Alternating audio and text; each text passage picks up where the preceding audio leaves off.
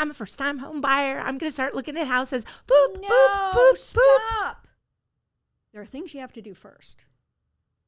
Oh my gosh, you better tune into this episode of Really Mary and find out more. Really, Mary? Welcome back to Really Mary. I'm here with Cheryl Stokes from New American Funding. And of course, I'm Mary Bartos with Bartos Group of Premiere Plus. You know, Cheryl, this is a time of year when in our market, people have more time. Mm-hmm. They've been working hard in high season when we have lots of visitors here, and they may be part of that industry that, you know, services those folks. Mm-hmm. But now it's time to actually think about buying a house. Right. Sick of paying somebody else's mortgage. Right. And today I really want to talk about the 5 things that you can do before you make an offer. Okay. Okay. And the first thing in this order is not look on Zillow, Realtor. No, don't find the house first. No. So let's talk about what those are. And you might want to take notes on this. So I've got a pen and paper or whatever, or look at our blog. You'll see more about it. But what is the first thing, Cheryl? Well, the first thing is to understand your financial situation. Mm-hmm. You come to me and you understand how much you make. A lot of people don't know what their gross income is, how much you make, mm-hmm.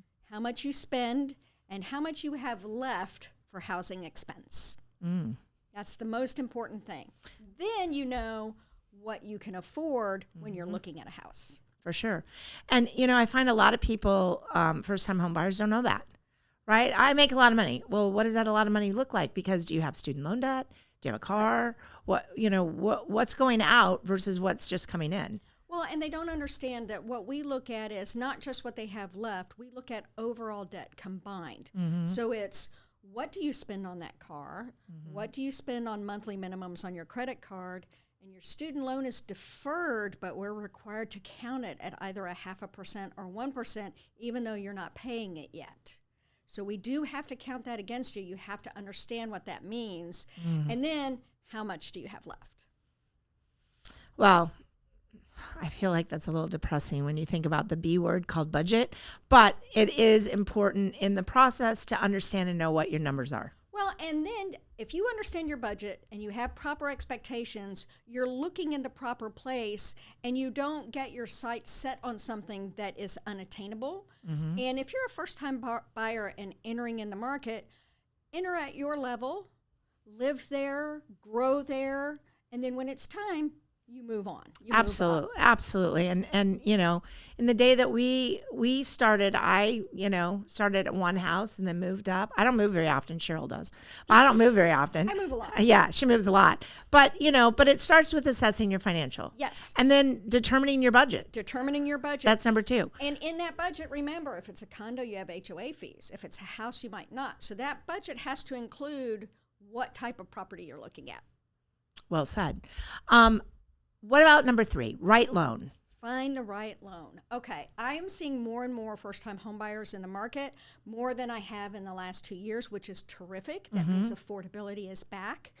But you have to have the right loan.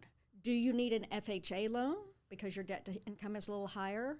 Can you do a 3% down conventional loan? One is income specific and one is not. Mm-hmm. So that's when you got to talk to the lender, understand your budget, and then find the right loan at the right rates that fit your needs.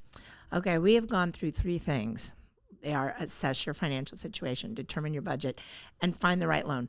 None of that includes going out online and finding that house. Correct. Now you're going to choose a realtor. Right. Right?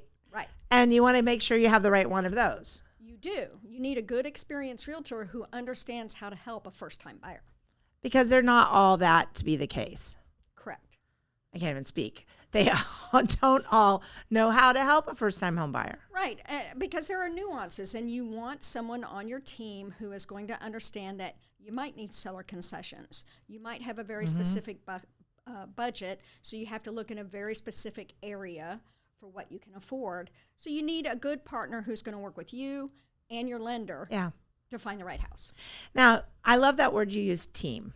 So we have our loan officer, we have a realtor as part of the team. Of course, you as a first-time home buyer, and you may have family that wants to be part of that team. Yes. That's done this before and has opinions and things like that. So, Yes. And then you're going to have an inspector that's part of the team, and you're going to, the team goes on, a closing agent, you're going to assemble a great team. Yes. And a good agent and loan officer can help you get those other players. Right. They're going to have referral sources, things like insurance agents, because that goes into the budget, which goes into affordability.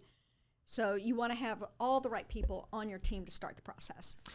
Cheryl, number 5. I get to finally look online at my buddy on Zillow, Realtor, Homes.com, whatever your portal of choice is. I get to look at the house. Yes. But now you know where to start. Yes.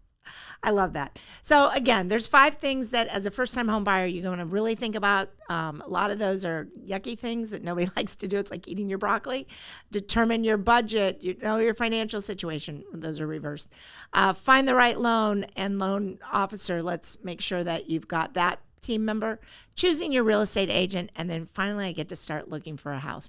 We really here at the Bartos Group and New American Funding really look forward to helping you find your piece of paradise where you're going to raise your children, where you're going to plant roots in a community that you can enjoy while you're working here in our beautiful area, Southwest Florida.